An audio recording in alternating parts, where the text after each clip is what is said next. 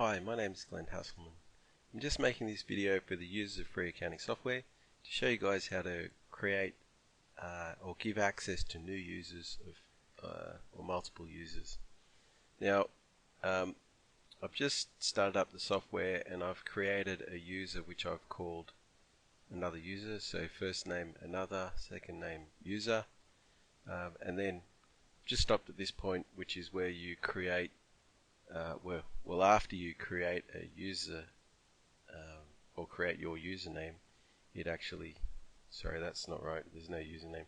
After you create your FAS identity, it prompts you to continue with creating your business file. Now, if you are being given access to someone else's file, you won't want to do this because that file already exists, you just don't have access. So what you've got to do is click on your name, and you can see you don't have any businesses in the table. It says no content in table. Click edit FAS identity and click view public certificate.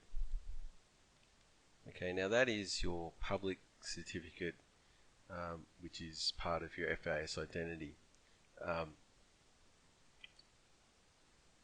It's public as in the security of your files are not compromised by the fact that that's made public or given to another user. So,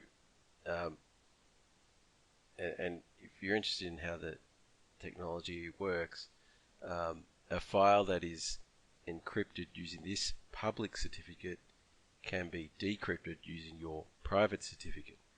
So if you give someone your public certificate, they can encrypt something, and then it can only be decrypted using your private certificate. So what we are doing here is actually doing that. We're going to give the other user your public certificate so that they can encrypt it, being the file, the business file, encrypt that file using this, and then you can read it. So I've just copied this text, and I hope this works because I've never done this before, but I'm not like a Windows user. I'm going to switch back to my other user account and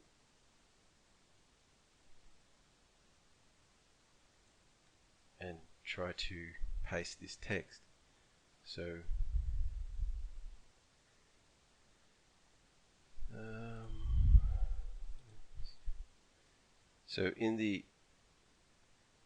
I'm back to my normal user account, so I'm going to fire up free accounting software and try to grant access to this another user person.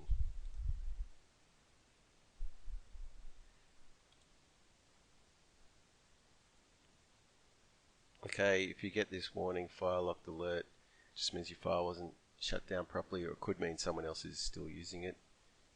You can just click, or just check that you're not using the file already, because you might already have it open. In fact,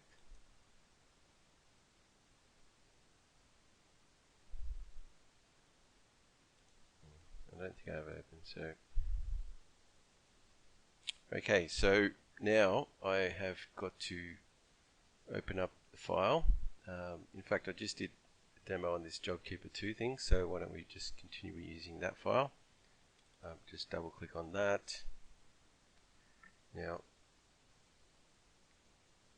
the users who currently have access, or on the user, let's go to the user access page, clicking JobKeeper demo. Under the setup heading, there is a file access,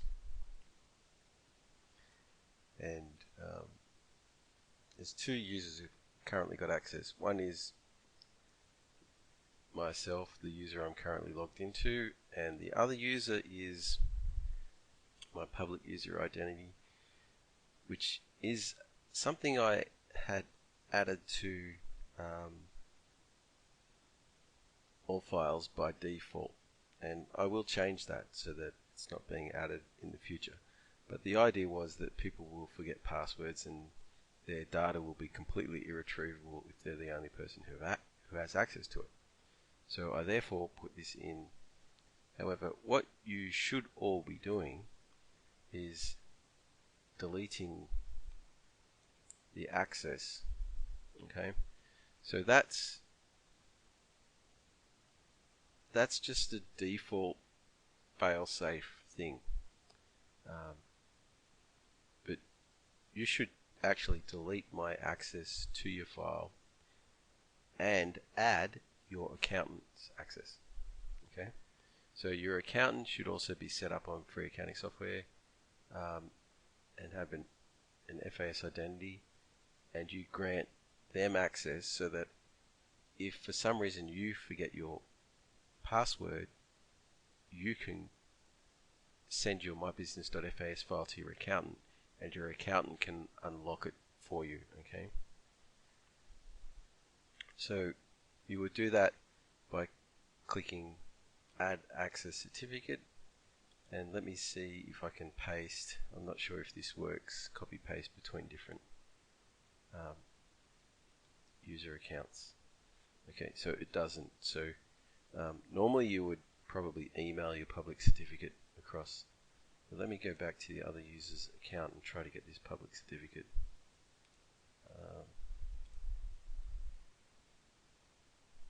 Okay, gotta log back in.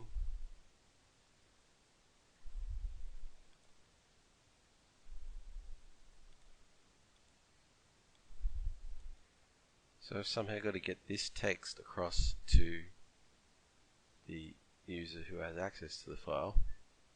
And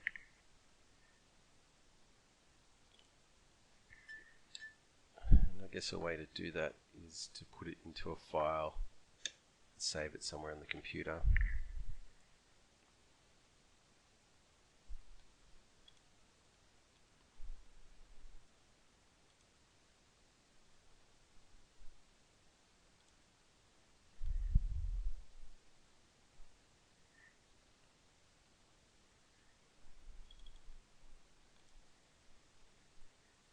Okay, all this text is safe to send by email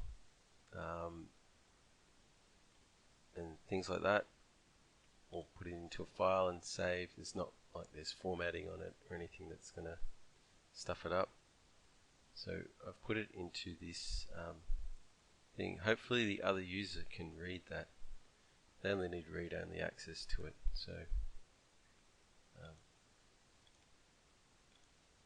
switching back to the user who does have access to the file,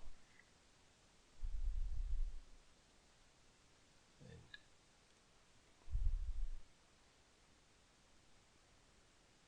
try to pick up that file from another user.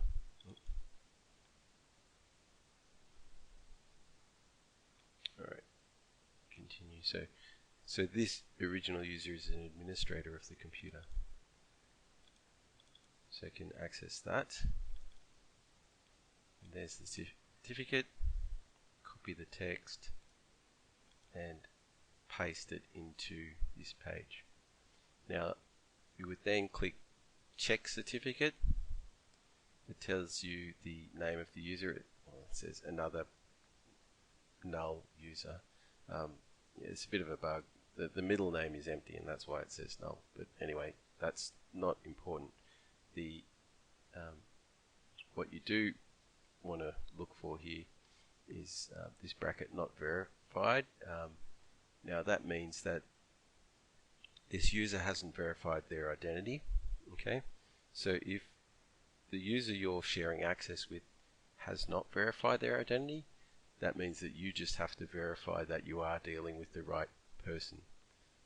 So if they've, if they were sort of standing right in front of you and handed you a USB stick with a certificate on it, that might be sufficient. You might trust from a known email account.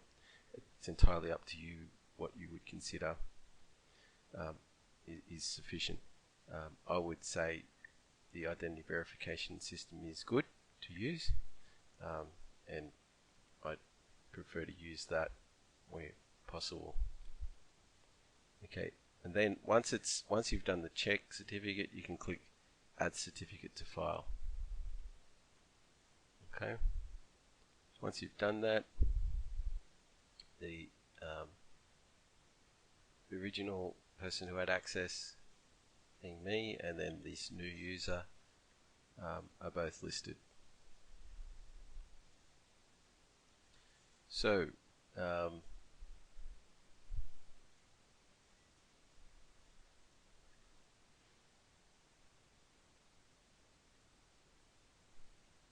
now let's go back to the another user account.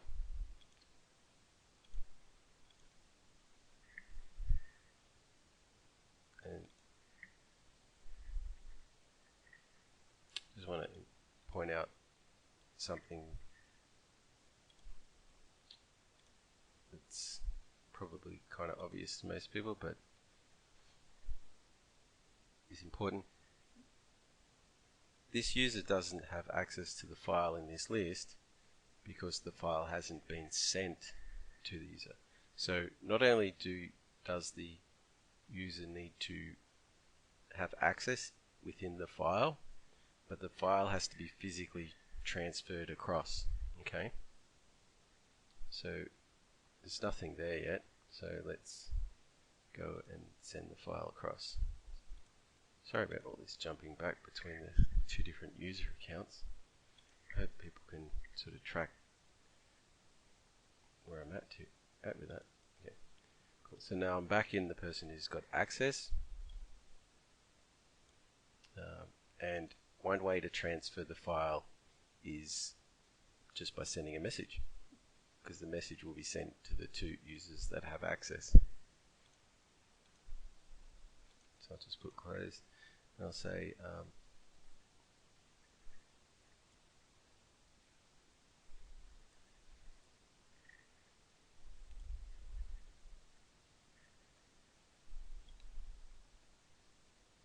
now note it's this tick box is clicked which says auto send when message is saved. Save and sign message. Okay, so now it's actually sent a copy of this file to the other user.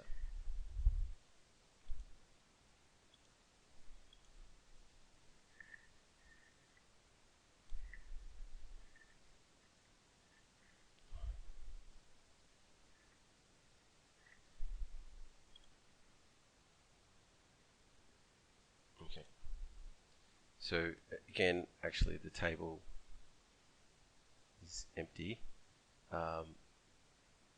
because it doesn't just automatically check for new files. So we're going to click check for new files, and it says a new file for business, new business is available for download. Click download new files to download it. So it's a new file for new business because this message that there is a new file available comes from the Free Accounting Software Server. So Free Accounting Software Server cannot tell you the name of the business that this file is, because the file is encrypted and the server cannot decrypt the file. Only a user with access to the file can decrypt it. So it's only once we've downloaded the file that we can see the name. So I'll click download new files, downloading file 1 of 1, and there it is. Double click on it to open it, and there you can see the messages that were in the file, and all of the other data will be there. What did we do the other day? We did some batches. Those were the JobKeeper batches that we did. And where's file access? Okay, so that's how user access works in Free Accounting Software Desktop. If you're using the an online file, so a BAS off cloud file rather than a locally stored file. It's the same process. You just go into file access and add the user, and it's done in the same way.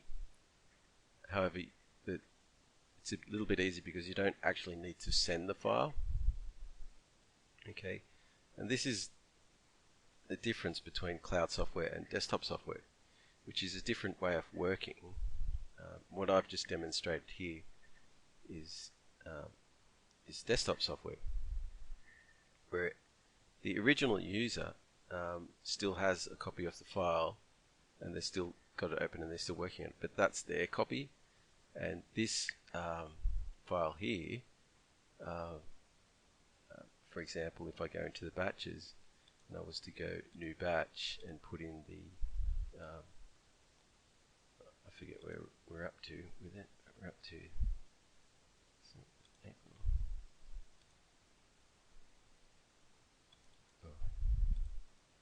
payday 14. So if I put in the next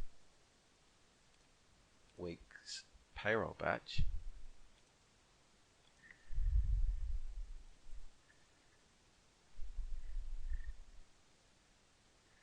and save, the person who sent me this file won't see any change in their copy because that's their copy, and what I'm working on is my copy of the file. So it's not a worse way of working, it's a different way of working, and it's good for micro businesses who send information to their accountant, so they finish off the year's work and you send it across. As the business gets a little bit bigger, I think it's better to go to cloud, where everyone is accessing the same copy of the file and every change is automatically updated. Now, one more thing to point out here is that I used this messaging system to send a copy of the file. Okay. In fact, let me send a message back. Remember that batch that I just created, and we'll see that data come across to the other user. And I'll just put a message on it. Hi Glenn, I just created a batch. Can you see it? And that's from another user.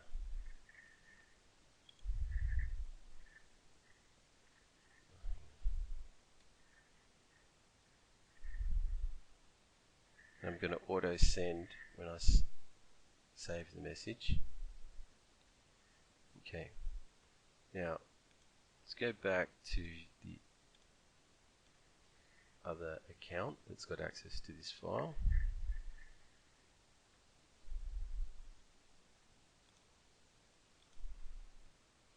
Now, of course, I've still got the file open and I'm still looking at the old version. If you click on your name, it'll say, or it gives you this list of files, and there's a thing that says there are 2 new or updated files. Okay, so and it tells you the business name in this case, because we know the business name because we've got then we've already downloaded that file previously, so we already know what the name of that file is. And there's 2 new files for Demo JobKeeper 2 because it's been sent twice. I sent it once to the other user, and when I sent it I didn't deselect myself, so I actually sent it to myself, and then the other user has sent it back to me. So let's download the new files and then open it up. Okay, so now we've got the message from another user. Okay, and if we go to the batches, we can see the batch the other user just created. Okay. Now, this might be exactly how you want the software to work. However, you might want to get back to the old version of the file that you had before you sent it. And the reason you might want to do that there could be two reasons. One is because the person you sent it to wasn't really good at their job and stuffed everything up, or you've been doing work on the old file. So let's say you sent it to someone, could you have a look at XYZ? Just need a little bit of advice in relation to whether I process JobKeeper correctly. Meanwhile, you go on with doing other things and they take a few days to get back to you.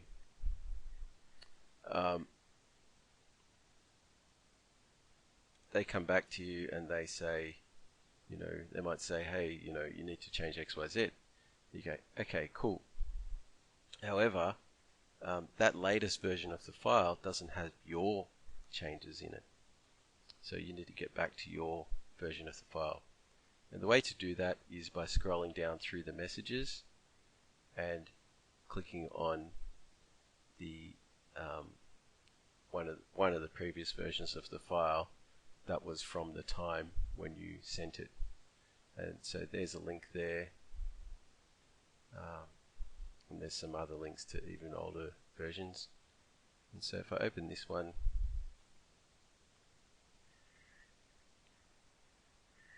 and click on the business name and then go to the batches, you can see that that fourth batch, week ending, I think it was the 12th of April, is not there, okay, because we've opened an older version of the file. So these messages are to sort of be considered like email messages, and you're sort of opening the attached file on the email. And it's the way you work when you're working with local files. You're sending copies around. Every time you send a message, you've created a new copy of the file, and it's not better or worse. It's just a different way of working. Okay, one more thing to point out is that although I use this messaging system to send the file, you don't need to use this messaging system. Okay, this file is stored in the FAS Identity or Free Accounting Software downloads folder, which is a sort of hidden folder. But what you can do is you can go save as or save backup file. That will save it to a file separately on your computer, and then you could just pick up that file and send it by email to someone. Okay, and that's just as good. It's the same thing as, that's all that this messaging thing is doing for you anyway. The difference between save as and save backup file is when you go save as, after the operation completes, you are working on the copy you just saved. Okay. And if you do further saves, those further saves go to that copy. In fact, Free Accounting Software saves it every time you save a page. Okay. Save backup file saves a copy of the file, but you stay working in the original file that we were working in. Okay. So I think save backup file is, I don't know, maybe the preferred way to do things here, because you'd be working away on your file that's in the downloads folder, which is attached to these messages, and then every now and then, like maybe after you lodge a BAS or whatever, you're just going to save a backup somewhere to make sure that you've got a backup of your file. Okay, so I think that's covered everything on the user access front that you'll need to know. and I hope the video has been useful to you.